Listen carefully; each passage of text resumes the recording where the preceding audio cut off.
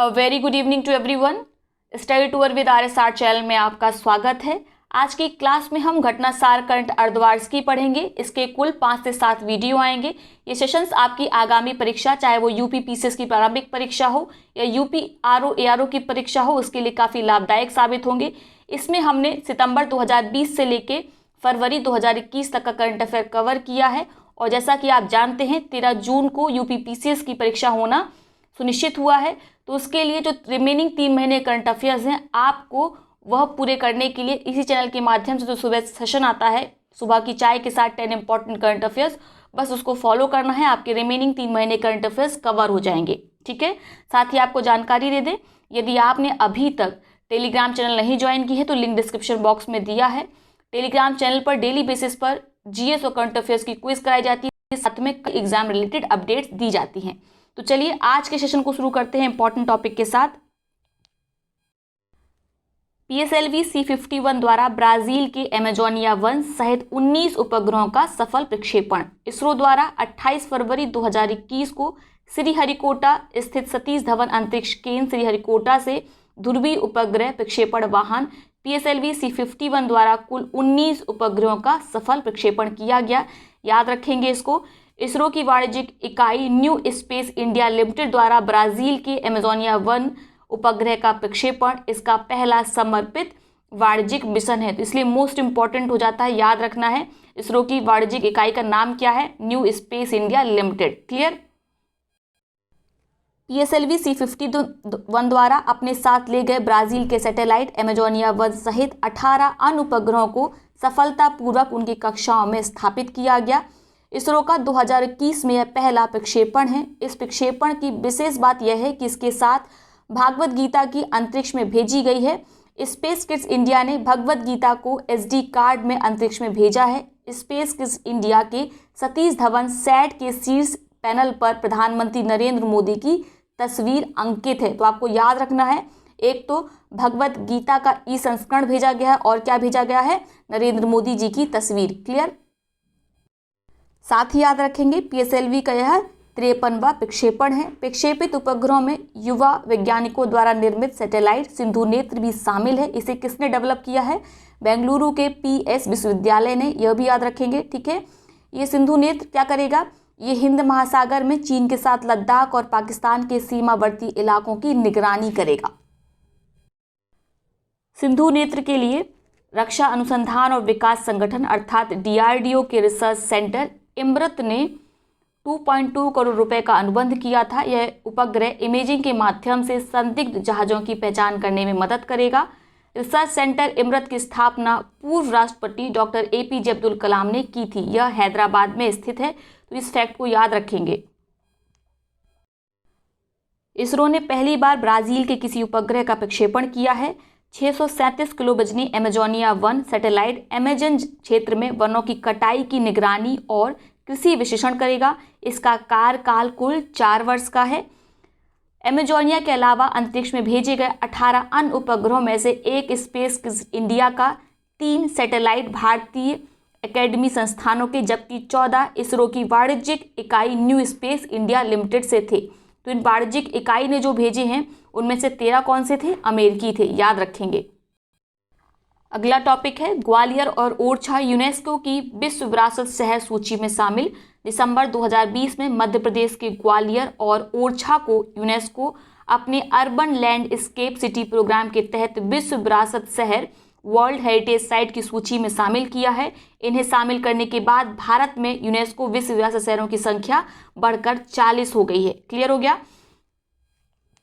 इस सूची में शामिल होने के बाद यूनेस्को राज्य के पर्यटन विभाग के साथ मिलकर ग्वालियर और ओरछा के पुरातात्विक और ऐतिहासिक स्मारकों को संरक्षित और परिष्कृत करने का काम करेगा। बात करते हैं ग्वालियर की।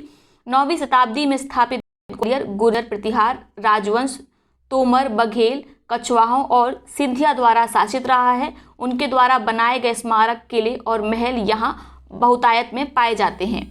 ग्वालियर अपने महलों और मंदिरों के लिए जाना जाता है, जिसमें जटिल नक्काशीदार सास बहू का मंदिर भी शामिल है। तो ये कई बार GS से पूछा गया है, सास बहू का मंदिर कहाँ पर है, तो आपको याद होना चाहिए ग्वालियर MP में, मध्य प्रदेश में।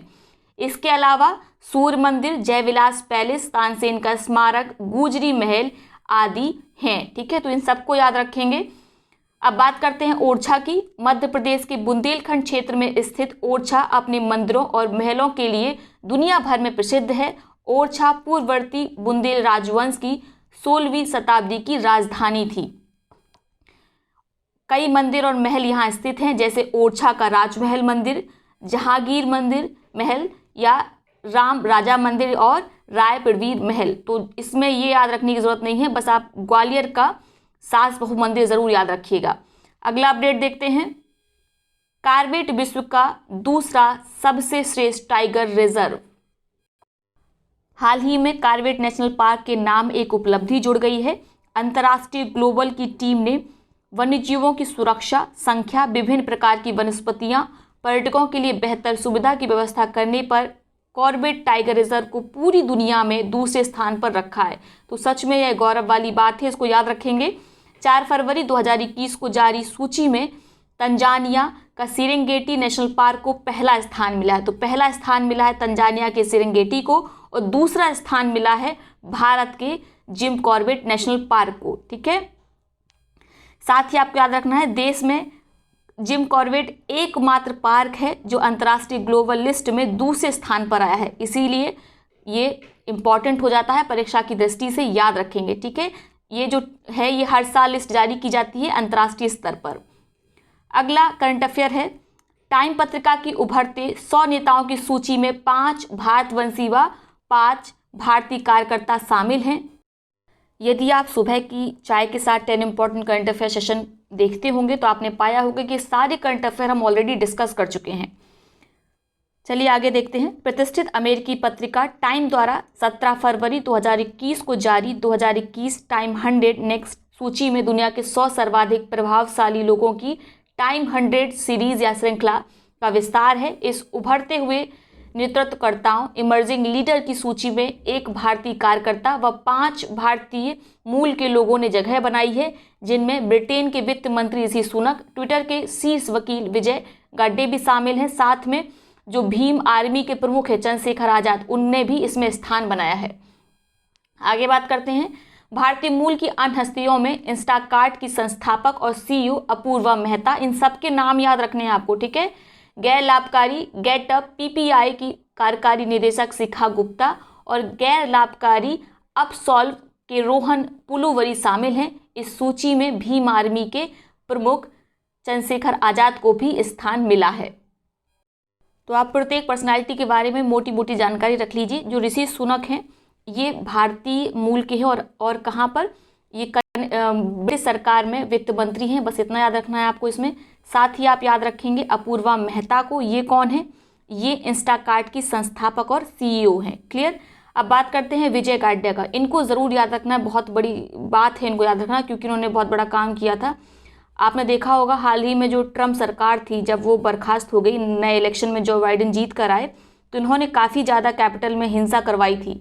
इस कारण इनके जो ट्विटर अकाउंट को विजय गाड्डे ने सस्पेंड कर दिया था। तो याद रखेंगे ट्विटर के शक्तिशाली अधिकारी जिन्होंने सीईओ जैक डोर्सी को कैपिटल हिंसा के बाद पूर्व अमेरिकी राष्ट्रपति ट्रंप का खाता निलंबित करने की सूचना दी। तो इसीलिए विजय गाड्डे का नाम याद रखना इंपॉर्टेंट हो जाता है। अब जानते हैं शिखा गुप्ता जी के बारे में। शिखा और उनकी टीम ने व्हाइट हाउस में नेतृत्व शून्यता के वक्त स्वास्थ्य कर्मियों के लिए पीपीई किट की बढ़ती मांग को पूरा किया था। रोहन पुलुवरी, इनका योगदान निःशुल्क ऑनलाइन टूल को लेकर है जो यूजरों को खुद से ज़रूरी फॉर्म भरने में मदद करता है। टाइम पत्रिका ने इनकी प्रशंसा की। सबसे इम्पॉर्टेंट जो हमें याद रखना है, चंद्रशेखर आजाद। टाइम पत्रिका में भीम आर्मी के नेता चंद्रशेखर आजाद, जिनकी उम्र 34 वर्ष है, के बारे में कहा कि वह दलित समुदाय को शिक्षा के जरिए गरीबी से निकालने के लिए मदद करने के लिए स्कूल चलाते हैं और वे स्वभाव से काफ़ी आक्रामक भी हैं। वह बाइक पर जाति आधारित हिंसा के शिकार लोगों की रक्षा करने के लिए गांव में जाते हैं और भेदभाव विरोधी उत्तेजक प्रदर्शन करते हैं। तो इनका नाम ज़रूर याद रखेंगे, जिन्हें शामिल किया गया है टाइम मैगजीन की इमर्जिंग लीडर सीरीज में, ठीक है, श्रृंखला में। अगला इंपॉर्टेंट अपडेट है, ओएनजीसी लद्दाख में करेगी भारत की पहली भूतापीय क्षेत्र विकास परियोजना की स्थापना। जियो थर्मल एनर्जी प्रोजेक्ट लद्दाख में लगाया जाएगा ओएनजीसी के द्वारा। भारत का पहला भूतापीय विद्युत परियोजना जियोथर्मल एनर्जी प्रोजेक्ट सार्वजनिक क्षेत्र के तेल और प्राकृतिक गैस निगम ओएनजीसी द्वारा पूर्वी लद्दाख के पुगा गांव में स्थापित किया जाएगा। गांव का नाम याद रखेंगे।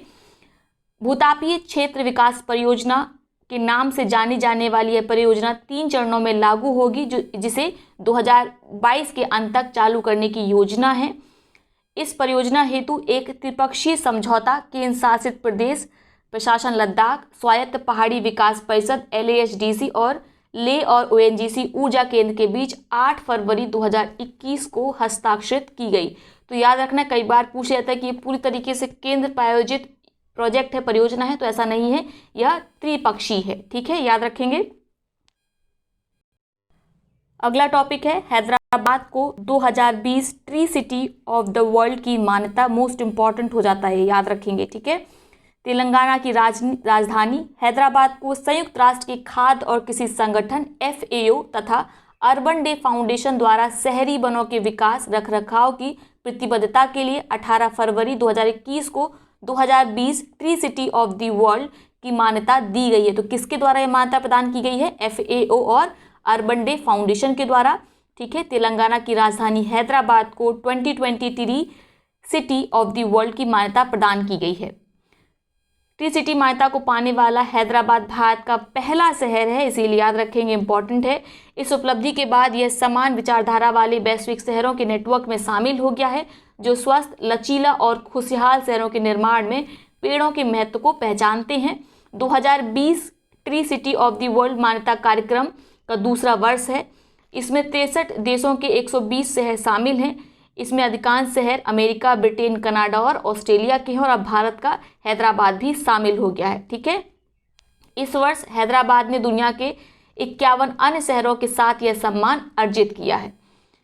कोची मंगलुरु प्राकृतिक गैस पाइपलाइन राष्ट्र को समर्पित। प्रधानमंत्री नरेंद्र मोदी ने 5 फरवरी 2021 को वीडियो कॉन्फ्रेंसिंग के माध्यम से कोची मंगलुरु प्राकृतिक गैस पाइपलाइन राष्ट्र को समर्पित किया।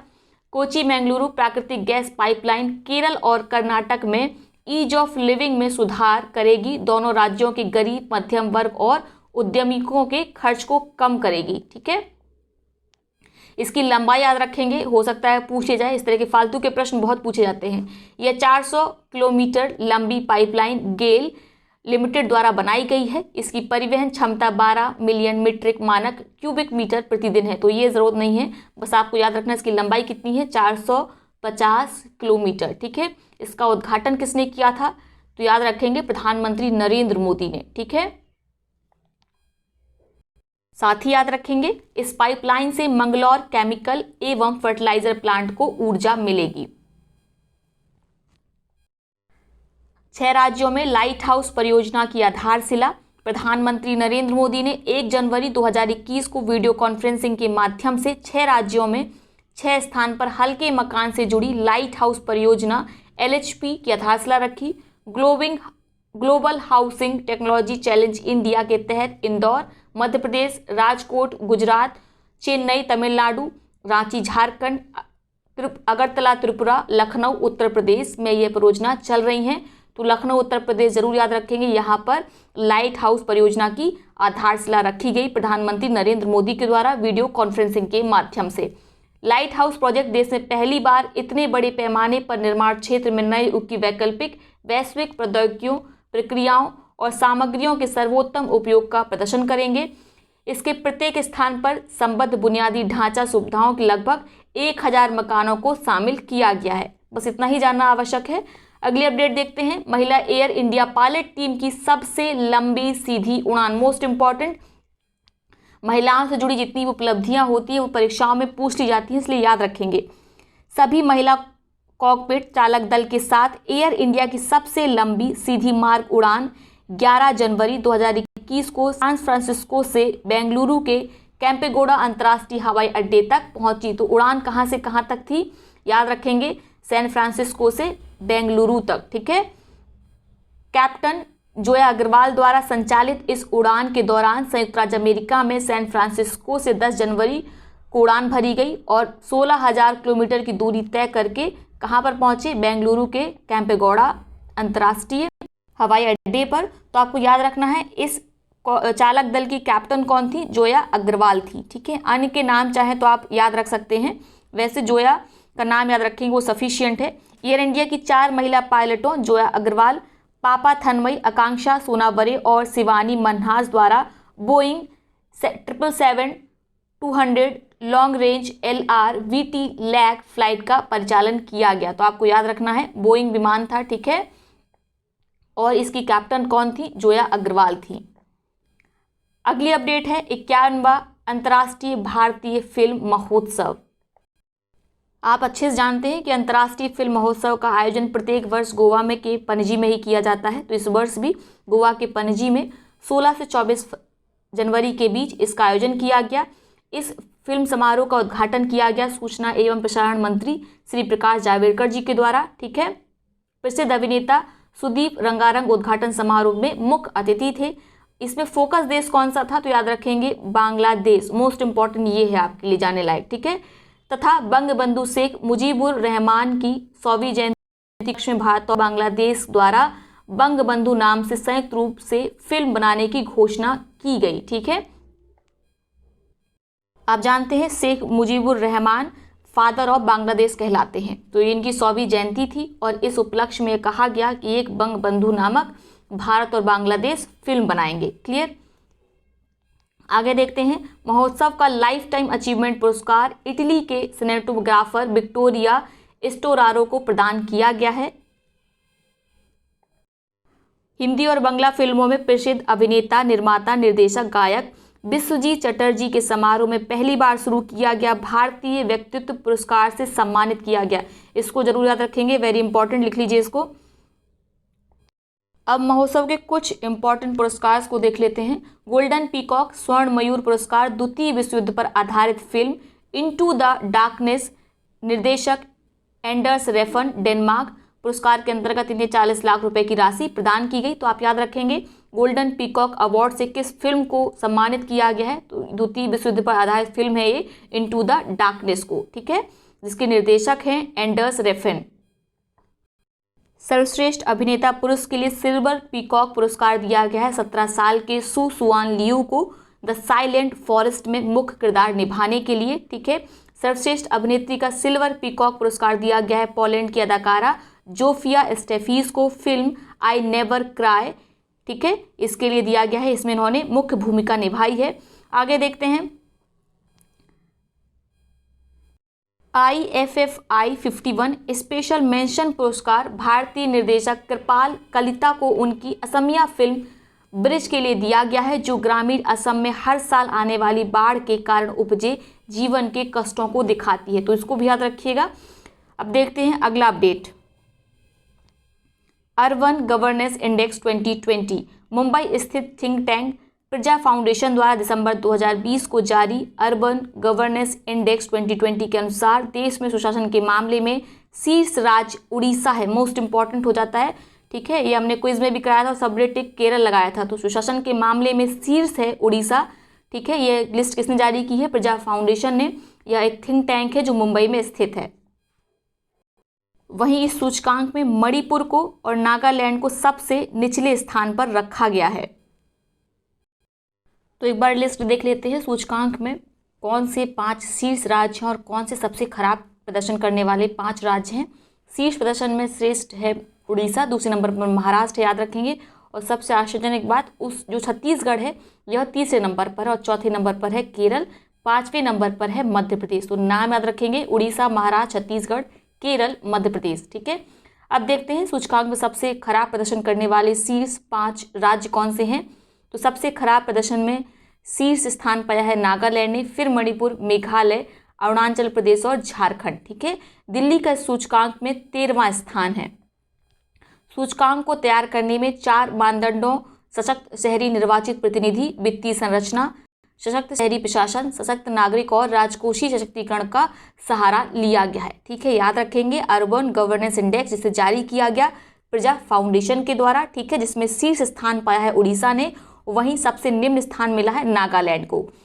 अब अगला अपडेट देखते हैं, भारत नवाचार सूचकांक 2020। तो यह नवाचार इंडेक्स किसके द्वारा जारी किया जाता है, नीति आयोग के द्वारा।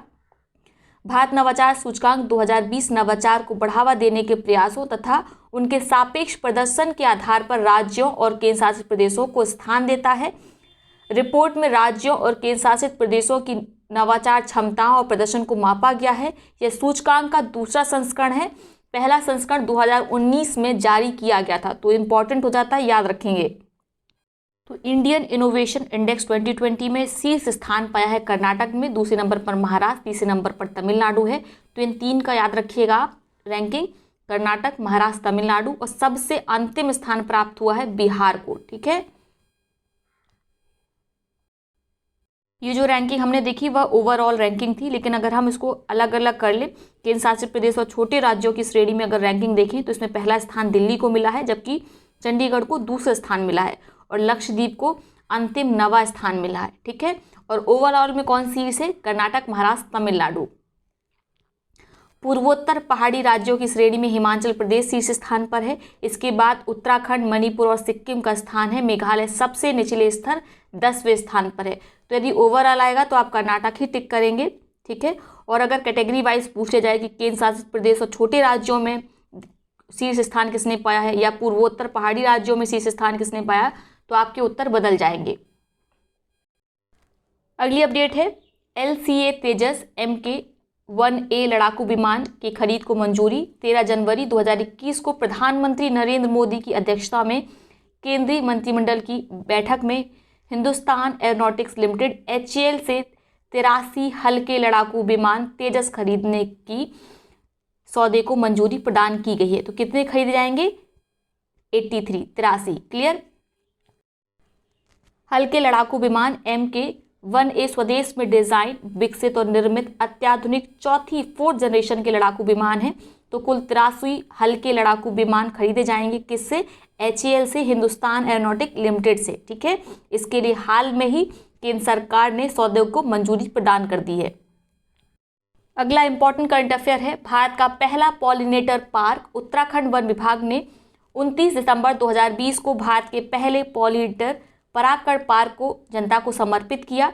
इस पार्क का उद्देश्य विभिन्न परागकण प्रजातियों को संरक्षण करना, उनके महत्व के बारे में आम जनता के बीच जागरूकता पैदा करना और परागण के विभिन्न पहलुओं पर शोध, पर्यावरण खतरों, प्रदूषण के प्रभाव, कीटनाशकों के उपयोग, विभिन्न परागकणों और पादप प्रजातियों के बीच संबंध सहित अन्य अनुसंधानों को बढ़ावा देना है। तो यहाँ पर कई सारे परागकण वाले पौधे भी होंगे जिनमें रस और परागण दोनों होता है, जैसे गेंदा, गुलाब, गुड़हल, चमेली, इनके पौधे लगाए जाएंगे इस पार्क में। साथ में यहाँ पर जो परागकण को ले जाने वाली प्रजातियाँ होती, जो पॉलिनेटर्स होते हैं, जैसे तितलियाँ, मधुमक्खी, पक्षी, कीट पतंगे, भृंगे, ततैया, इन सबको भी यहाँ पर संरक्षण प्रदान किया जाएगा। ठीक है, तो ये कहाँ पर स्थित है? भारत का पहला पॉलिनेटर पार्क उत्तराखंड के नैनीताल जिले के हल्द्वानी में। ठीक है, कुल 4 एकड़ में ये फैला हुआ है, याद रखेंगे। अगला इंपॉर्टेंट अपडेट है, मेघालय में भारत के सबसे लंबे रोड आर्क ब्रिज का उद्घाटन किया गया। मेघालय के मुख्यमंत्री कोनराड के संगमा ने 22 जनवरी 2021 को मेघालय के पूर्वी खासी हिल्स के जिले के सोहबर में भारत के सबसे लंबे सड़क आर्च ब्रिज बाहा ब्रिज का उद्घाटन किया। मोस्ट इंपॉर्टेंट, इसको याद रखेंगे। साथ ही हमने कल ही सुबह की चाय के साथ 10 इंपॉर्टेंट करंट अफेयर्स में पढ़ा था कि जम्मू कश्मीर की चिनाब नदी पर बनाया जा रहा है रेलवे का सबसे ऊंचा, विश्व का सबसे ऊंचा है एक्चुअली वो arch bridge, railway arch bridge है, जिसकी ऊंचाई कितनी है? 359 मीटर। उसको भी याद रखिएगा आप। ठीक है, कहाँ बनाया जा रहा है? जम्मू कश्मीर की चिनाब नदी के ऊपर बनाया जा रहा है 359 मीटर ऊंचा रेलवे आर्च ब्रिज, जो विश्व का सबसे ऊंचा होगा और चाइना के आर्च ब्रिज का यह रिकॉर्ड तोड़ेगा। ठीक है, जो पेरिस का एफिल टावर है उससे 35 मीटर ऊंचा है ये रेलवे आर्च ब्रिज।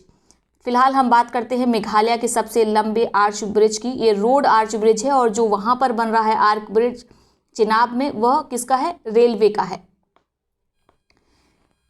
इस आर्क ब्रिज का निर्माण उत्तर पूर्व क्षेत्र के विकास मंत्रालय के non lapsable central pool of resource के अंतर्गत ₹49.395 करोड़ की अनुमानित लागत से किया गया। तो ये सब आपको नहीं जानना है, बस इतना जानेंगे कहाँ पर बनाया जा रहा है? मेघालय में। ठीक है, पूर्वी खासी हिल्स के सोबर में। ठीक है, ये सबसे लंबा ब्रिज है याद रखेंगे इसको। इस परियोजना को 2013 में मंजूरी प्रदान की गई थी और 2014 में इसका निर्माण शुरू हुआ था और 2018 में इसका निर्माण पूरा भी हो गया था। तो इसका हाल में उद्घाटन किया गया है मेघालय के मुख्यमंत्री कोनराड के संगमा के द्वारा। अगला अपडेट है, गुजरात सरकार ने ड्रैगन फ्रूट का नाम रखा है कमलम। ये कैक्टस फ्रूट होता है, आपने देखा होगा। गुजरात के मुख्यमंत्री विजय रूपाणी ने 19 जनवरी 2021 को ड्रैगन फ्रूट का नाम कमलम रखने का प्रस्ताव किया, क्योंकि इस फल का बाहरी आकार कमल के फूल की तरह होता है।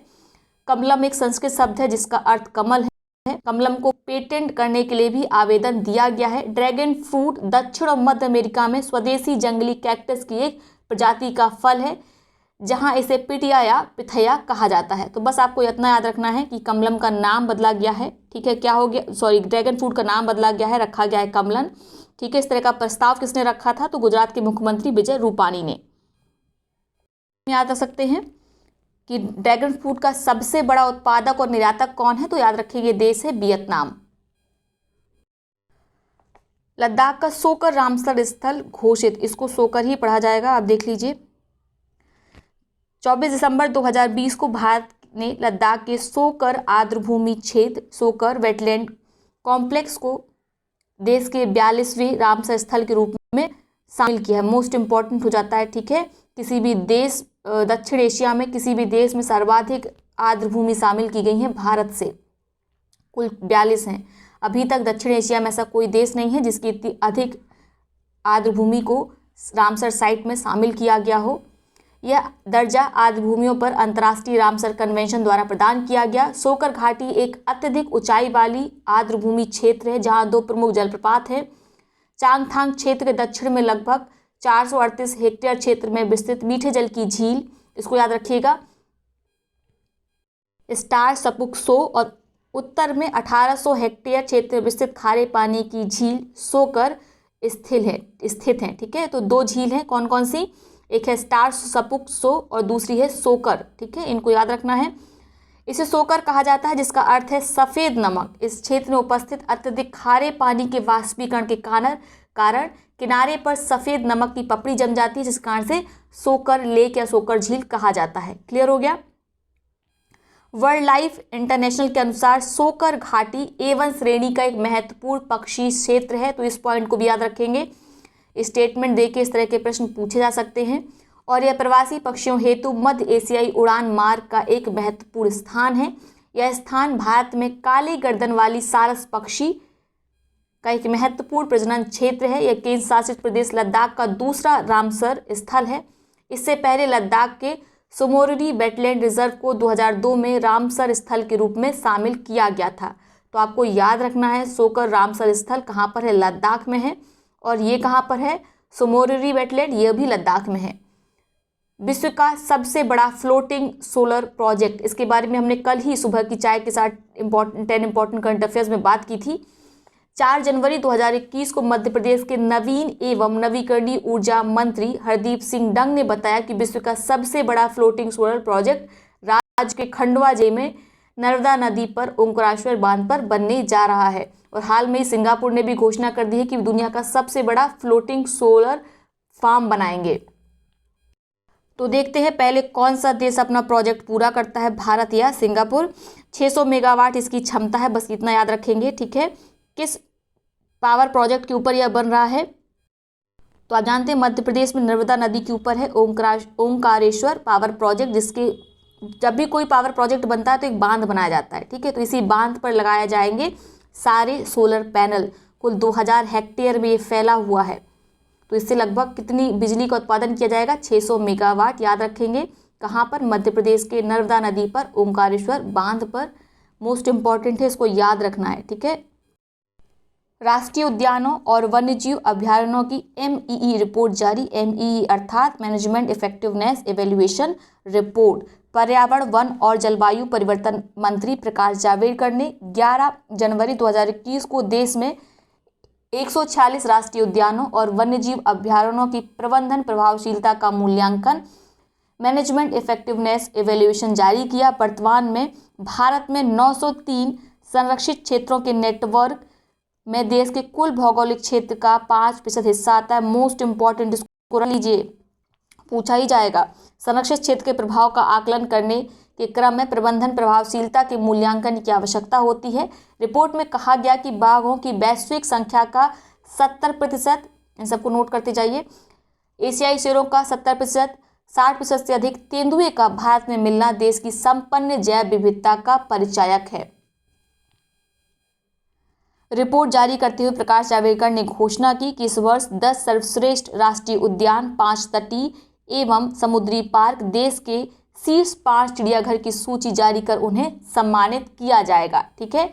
MII रिपोर्ट के अनुसार पश्चिम बंगाल के जलदापारा राष्ट्रीय उद्यान और रायगन वन्यजीव अभ्यारण्य, हिमाचल प्रदेश के सैंज और तीर्थन वन्यजीव अभ्यारण्य के साथ साथ ग्रेट हिमालय राष्ट्रीय उद्यान को भारत के शीर्ष 5 राष्ट्रीय उद्यान वन्यजीव अभ्यारण्य घोषित किया गया है। तो देखिए, अगर कोई नया राष्ट्रीय उद्यान अभ्यारण्य पूछ लिया जाएगा तो इसी प्रकार से पूछा जाएगा कि जलदापारा राष्ट्रीय उद्यान कहाँ है, तो आपको ज्ञात होना चाहिए पश्चिम बंगाल में। रायगन वन्यजीव अभ्यारण्य कहाँ है, तो आपको ज्ञात होना चाहिए पश्चिम बंगाल में। इसी प्रकार से आपको याद होना चाहिए ये कहाँ पर है, सैंज और तीर्थन वन्यजीव अभ्यारण्य या ग्रेट हिमालय राष्ट्रीय उद्यान, ये सब कहाँ है, हिमाचल प्रदेश में है। तो इस तरह से आप याद रखेंगे। इसके साथ ही उत्तर प्रदेश के टर्टल वाइल्ड लाइफ सेंचुरी और जयप्रकाश नारायण पक्षी अभ्यारण्य तथा हरियाणा, असम, राजस्थान में एक एक को निम्न 5 में सूचीबद्ध किया गया है। साथ ही भारतीय चिड़ियाघरों के प्रबंधन प्रभावशीलता मूल्यांकन फ्रेमवर्क का भी शुभारंभ किया गया है। तो उत्तर प्रदेश का कौन सा शामिल है उसको याद रखेंगे, टर्टल वाइल्ड लाइफ सेंचुरी और जयप्रकाश नारायण पक्षी अभ्यारण्य, मोस्ट इंपॉर्टेंट, इसको याद रखना है। आगे देखते हैं। जंगली बिल्ली कैराकल, राष्ट्रीय वन्य जीव बोर्ड की स्थायी समिति ने जंगली बिल्ली कैराकल को केंद्र प्रायोजित योजना वन्य जीव निवास स्थलों का विकास के अंतर्गत वित्तीय सहायता के साथ संरक्षण के प्रयासों के अंतर्गत गंभीर रूप से संकटग्रस्त प्रजातियों, क्रिटिकली इंडेंजर्ड स्पीसीज की सूची में शामिल करने की स्वीकृति दी है। याद रखेंगे, पूछा जा सकता है। कैराकल राजस्थान, गुजरात के कुछ क्षेत्रों में पाई जाने वाली एक मध्यम आकार की जंगली बिल्ली है। अब गंभीर रूप से संकटग्रस्त है। ठीक है। और ये जो क्रिटिकली इंडेंजर्ड की लिस्ट है स्पीसीज की, इसमें शामिल करने का लाभ ये होता है कि रिकवरी कार्यक्रम और ज़्यादा सघनता से चलाए जाते हैं। ठीक है। तो अभी तक भारत की कितने शामिल हैं, 22 वन्यजीव प्रजातियां इसमें शामिल हैं, याद रखेंगे। आगे देखते हैं। विश्व मौसम संगठन के अनुसार 2020 अब तक का तीसरा सबसे गर्म वर्ष, परीक्षा की दृष्टि से इतना इंपॉर्टेंट नहीं है लेकिन एक बार देख लेते हैं। भारतीय मौसम विभाग ने जहां वर्ष 2020 को देश के 8वें सबसे गर्म वर्ष के रूप में स्वीकार किया है, वहीं विश्व मौसम संगठन के अनुसार वर्ष 2020 अब तक का तीसरा सबसे गर्म वर्ष रहा है। तो देखिए, भारत के मौसम विभाग और विश्व के मौसम विभाग में जो जानकारी है उसमें काफ़ी ज़्यादा अंतर है। 2020 को भारत ने बताया है कि 8वां सबसे गर्म वर्ष है, जबकि WMO ने कहा है, वर्ल्ड मीटियोरोलॉजिकल ऑर्गेनाइजेशन ने कहा है कि अब तक का 2020 तीसरा सबसे गर्म वर्ष रहा है। संगठन की 15 जनवरी 2021 की एक विज्ञप्ति के अनुसार विश्व में अब तक के सबसे गर्म 6 वर्ष 2015 के बाद ही रहे। इनमें 3 स्थान क्रमशः 2016, 2019, 2020 के हैं तथा इन वर्षों के औसत तापमान में बहुत ही मामूली सा अंतर देखा गया। अंटार्कटिका के 40वें भारतीय वैज्ञानिक अभियान की शुरुआत मोरमुगांव पोर्ट गोवा से 5 जनवरी 2021 को 40वां Indian scientific expedition to Antarctica 43 सदस्यों के साथ दक्षिण ध्रुव के लिए रवाना हुआ। यह भारतीय अभियान दक्षिणी सफ़ेद महाद्वीप में देश के 4 दशकों के प्रयास का प्रतीक है। प्रतिष्ठित 40वें भारतीय वैज्ञानिक अंटार्कटिका अभियान मिशन यात्रा के लिए चार्टर्ड IS क्लास पोत MV वासली गोलोविन को चुना गया। तो कौन सा पोत गया है, याद रखेंगे, MV वासली गोलोविन, जो 30 दिनों में अंटार्कटिका पर इन भारतीयों को पहुंचा देगा, 43 सदस्यों को पहुंचा देगा। ठीक है, ये 40वां मिशन है, याद रखेंगे। अपने वैज्ञानिक मिशन के अलावा यह अभियान अपने 15 माह के कार्यकाल से 48 शीतकालीन चालक दल को अप्रैल 2021 में वापस लाने की मानवीय जिम्मेदारी भी निभाएगा और जीवन समर्थन सिस्टम के संचालन और रखरखाव के लिए भोजन, ईंधन प्रावधानों, पुर्जों के साथ ठिकानों को फिर से तैयार किया जाएगा। ठीक है, तो वहाँ पे कोई ना कोई दल ऑलवेज रहता है। तो क्या किया जाता है, प्रत्येक वर्ष नया दल जाता है और पुराने दल को वापस लाया जाता है। अंटार्कटिका के लिए भारतीय वैज्ञानिक अभियान की शुरुआत 1981 में हुई थी। यहाँ पर स्थापित भारतीय अनुसंधान बेस स्टेशन का नाम दक्षिण गंगोत्री, भारती और मैत्री है। जानते हैं आप। चौरी चौरा शताब्दी समारोह का उद्घाटन, इसको लेके बड़ी कन्फ्यूज़न हो गई है। अभी तक हम लोग क्या पढ़ते आते थे कि 5 फरवरी 1922 को हुआ था चौरा चौरी कांड, लेकिन जितने भी भारत सरकार के यूपी गवर्नमेंट के प्रचार देखे उसमें यही लिखा हुआ था 4 फरवरी 1922 को चौरा चौरी कांड हुआ था। तो परीक्षा में आएगा तो देखिए आयोग किसको मानता है। फिलहाल मेरी आपसे जो सलाह है वो यही है कि आप 4 फरवरी ही टिक करके आइएगा यदि परीक्षा में ये प्रश्न पूछा जाए।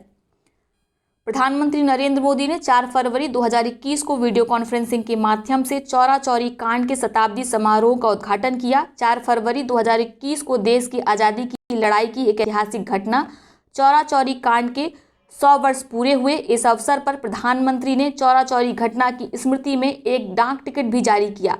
उत्तर प्रदेश सरकार ने चौरा चौरी कांड के शहीदों की स्मृति में राज्य के सभी 75 जिलों में 1 वर्ष तक समारोह बनाने की योजना बनाई है। तो याद रखेंगे, उत्तर प्रदेश के 75 जिलों में 1 वर्ष तक मनाया जाएगा चौरा चौरी कांड के शहीदों की स्मृति में समारोह। मोस्ट इंपॉर्टेंट याद रखना है, ठीक है। लिख के आ सकता है 70 जिले, 36 जिले, 72 जिले, तो आपको याद रखना कुल 75 जिले शामिल हैं इस समारोह में। 4 फरवरी 2022 को ब्रिटिश हुकूमत के खिलाफ तत्कालीन संयुक्त राष्ट्र के गोरखपुर जिले में 1922 ही होगा, यहाँ पे 2022 लिख गया है। ब्रिटिश हुकूमत के खिलाफ तत्कालीन संयुक्त राष्ट्र अब उत्तर प्रदेश के गोरखपुर जिले में स्थित चौरा चौरी नामक स्थान पर स्वतंत्र सेनानियों ने एक समूह ने पुलिस स्टेशन पे आग लगा दी थी, जिसमें 22 सिपाहियों सहित 3 स्वतंत्रता सेनानियों की मृत्यु हुई थी।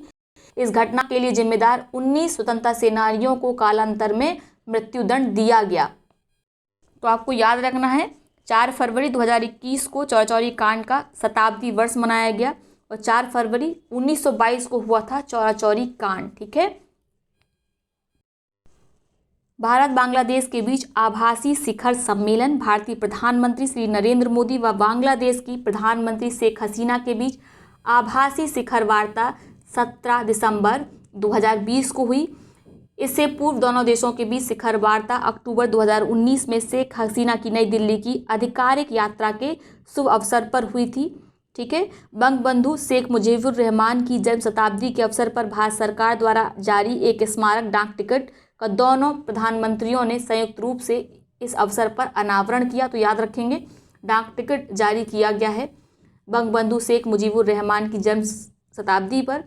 इससे पूर्व 2020 में गांधी जी की 150वीं जयंती के समारोह के अवसर पर उनके सम्मान में बांग्लादेश सरकार द्वारा डाक टिकट जारी करने के लिए श्री नरेंद्र मोदी ने बांग्लादेश सरकार को धन्यवाद किया था। 1965 के पहले रेल संपर्कों की पुनर्बहाली की दिशा में की गई प्रगति पर संतोष व्यक्त करते हुए हल्दीबाड़ी भारत, चिल्हाटी बांग्लादेश के बीच पुनर्बहाल किए गए नए रेलवे संपर्क का दोनों प्रधानमंत्रियों ने संयुक्त रूप से उद्घाटन किया। तो याद रखेंगे, ठीक है, कि इनके बीच पुनर्बहाली की गई है रेल संपर्क की हल्दीबाड़ी से चिल्हाटी के बीच। इस समय भारत और बांग्लादेश के बीच 4 परिचालन रेल संपर्क लाइन हैं, जिसमें पेट्रापोल भारत, वेनापोल बांग्लादेश, गेदे भारत दर्शन बांग्लादेश, सिंधवाद भारत और विरोल बांग्लादेश हैं, ठीक है। शिखर वार्ता में भारत बांग्लादेश के प्रत्येक पड़ोसी राज्यों के बीच कम से कम एक लैंड पोर्ट की स्थापना का अनुरोध भारत ने बांग्लादेश सरकार से दोहराया, जिसकी शुरुआत अगरतला अखौरा से होगी। तो ये याद रखेंगे, जो पहला लैंड पोर्ट बनाया जाएगा, लैंड स्पॉट बनाया जाएगा, वो कहाँ बनाया जाएगा? अगरतला अखौरा से, ठीक है। इसके साथ ही याद रखेंगे भारत व बांग्लादेश के बीच तीस्ता नदी के जल बंटवारे के लिए 2011 के अंतरिम समझौते पर शीघ्र हस्ताक्षर की आवश्यकता पर बांग्लादेशी प्रधानमंत्री ने बल दिया है। तो यदि पूछा जाए कि तीस्ता नदी जल विवाद किन 2 देशों के बीच में है, तो याद रखेंगे भारत और बांग्लादेश के बीच में, ठीक है। हाइड्रोकार्बन, कृषि, कपड़ा, तकनीक, खेल व सामुदायिक विकास जैसे विविध क्षेत्रों में सहयोग के साथ समझौते पर हस्ताक्षर द्विपक्षीय वार्ता के पश्चात संपन्न हुए। तो कई बार पूछा जाता है कि भारत और बांग्लादेश के बीच कितने समझौते किए गए, तो आप याद रखेंगे 7 समझौते, ठीक है। बांग्लादेश की स्वतंत्रता 50 वर्ष पूरे होने के उपलक्ष्य में मार्च 2021 में आयोजित होने वाले समारोह में भाग लेने के लिए स्वीकृति प्रदान करने के लिए श्री नरेंद्र मोदी के प्रति आभार बांग्लादेशी प्रधानमंत्री ने व्यक्त किया। तो 26 मार्च को प्रधानमंत्री नरेंद्र मोदी बांग्लादेश जा भी रहे हैं। इनके स्वतंत्रता के 50 वर्ष होने वाले हैं, उसके उपलक्ष्य में प्रोग्राम रखा गया है। आप जानते हैं भारत ने बांग्लादेश के मुक्ति आंदोलन में काफ़ी मदद की थी जो 1971 में हुआ था। या कहें कि पाकिस्तान से बांग्लादेश को मुक्त कराने का सारा श्रेय भारत को जाता है, तो ये गलत नहीं होगा कहना। अगला अपडेट देखते हैं, भारत और वियतनाम के बीच आभासी शिखर बैठक। भारत के प्रधानमंत्री नरेंद्र मोदी और वियतनाम के प्रधानमंत्री गुएन सुआन फुक के बीच 21 दिसंबर 2020 को आभासी शिखर बैठक हुई। ठीक है, आसान सा नाम नहीं रख सकते हैं, बड़ा अजीब सा नाम है इनका, गुएन सुआन फुक।